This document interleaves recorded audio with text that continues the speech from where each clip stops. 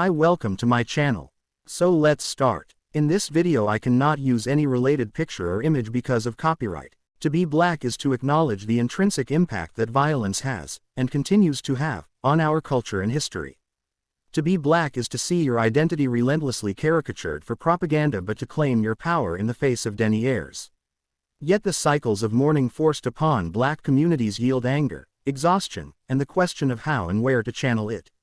Writer-director Bomani J. Story's debut feature, The Angry Black Girl and Her Monster, confronts these realities through an Afro-surrealist sci-fi escapade. Vicaria Laya Deleon Hayes is a precocious teenager with a penchant for science. She believes that death can be cured. When her older brother, Chris Otsu Swansea, is murdered in gang violence, she pursues her theory and brings him back to life. But what she discovers through his reanimation is not the sibling she knew. He is a shell, a monster of her own creation, and as her community reels from the violent spawn of her loss, she embarks on a path of danger and denial. There is a clear allusion to Mary Shelley's Frankenstein in the foundation of the film's script. Aside from fun references, like the modern Prometheus being written on Vicaria's notebook, the film shows its true heart is in the reimagining and modernization of the tragic monster. Though Chris' death is the film's inciting incident, generational trauma and the desire to supersede it is its lifeblood. The opening sequence contains a montage of emotional vignettes as Vicaria details her mother's death by street violence and laments that death is the disease that broke her family. It's not only exposition that drives home these themes but also the film's scope in painting a full portrait of the community, showing it through grit and love alike. Vicaria's relationship with her father functions alongside their shared grief as the film's emotional core, as well as her close and often witty relationship with Aisha, Riley Brooke Stith, Chris' grieving girlfriend. On the opposing side are the local gangbangers, including Kango, Denzel Whitaker, and enforcer Jamal Keith Holliday, looming as a threat to the neighborhood.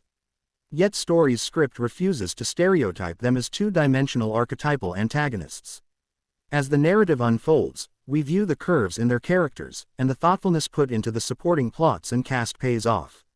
The performances suffice across the board, but no one shines like Deleon Hayes, who, in addition to being a wonderful scream queen when it's called for, is versatile through everything the film requires.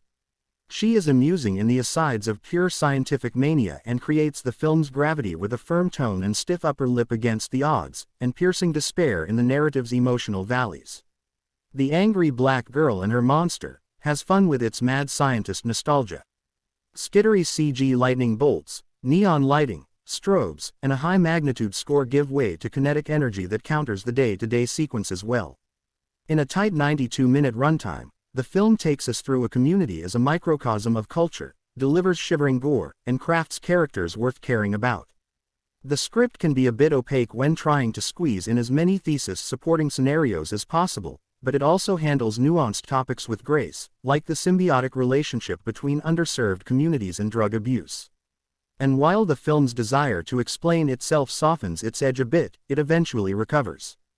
The Angry Black Girl and Her Monster is a soulful, bloodied cry for control. Chris is reincarnated as a faceless, hooded black man who silently wanders the community, a familiar cultural figure of unwarranted fear. This film's intelligence lies in its subversion of expectation. Chris validates a stereotyped image against his will and by doing so, shoves a mirror in the face of culture, creating helpless fear and a tragic monster. For most of the film, he functions more as a phantom than a true terror. We see the trail of evidence he's left behind, but his actions are more symbolic of the repercussions of cycles of disenfranchisement, the true disease of Vicaria's monster. The violence, which cuts through the film with poignant vigor, is only the symptom. Now playing in theaters and available on demand.